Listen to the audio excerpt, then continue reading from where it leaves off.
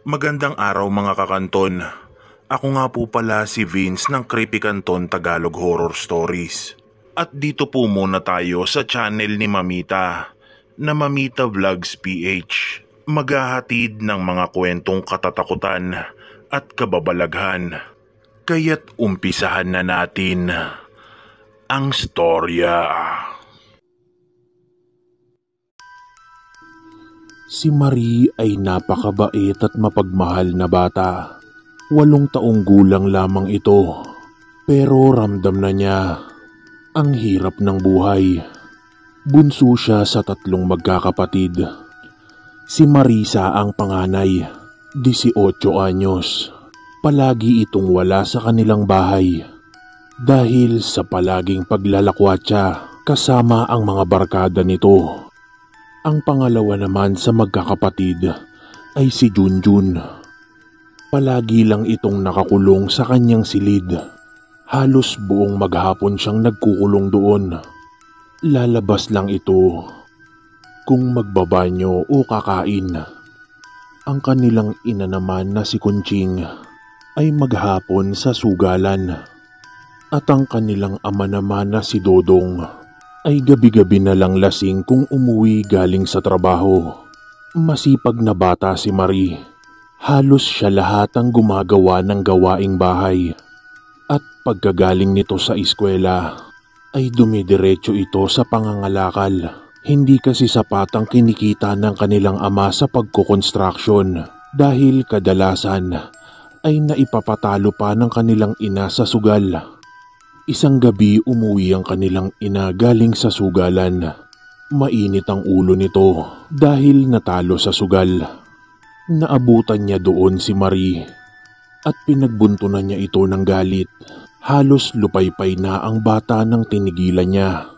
Ganun palagi ang nangyayari kay Marie. Kapag mainit ang ulo ng kanyang mga magulang, ay siya ang napagbubuntunan. Halos araw-araw siyang may pasa at latay. Ang kanyang mga kapatid naman ay walang pakialam. Isang umaga ng linggo, naroon ng kanilang nanay at tatay. Pati si Marisa at Junjun ay naroon din. Unang beses yon na nangyari na nagkita-kita sila sa loob ng bahay. Habang nasa kusina silang 4, ay nakita nilang lumabas ng kwarto si Marie. Nakatingin ito sa kanila. Agad siyang napansin ng kanilang ama.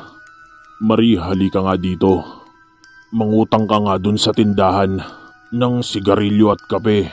Sabayan mo na rin ang tinapay. Sabihin mo babayaran ko sa susunod na linggo. Buisit kasi tong nanay nyo.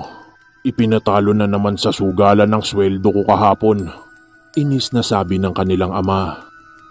Aba, Dodong. Kung makapagsalita ka akala mo'y napakalaki ng sinusweldo mo. Halos kalahati na nga lang ang iniintrega mo dahil puro ka utang ng alak sa tindahan. Kaya wag mo kong sinisisi. Sagot naman ng kanilang ina. Nag-away ang mag-asawa at hindi man lang nila napansin na umalis na si Marie. Lumipas ang buong maghapon na hindi nila nakita ang bata. Dodong, napansin mo ba si Marie? Tanong ng inang si Kunching. Maghapon ko nga siyang hindi nakita. Baka naglalakwatsa lang yan dyan. Sagot naman ng ama. Lintik na batang yan. May iuutos pa naman ako sa kanya. Nanggagalaiting sabi ng kanilang ina.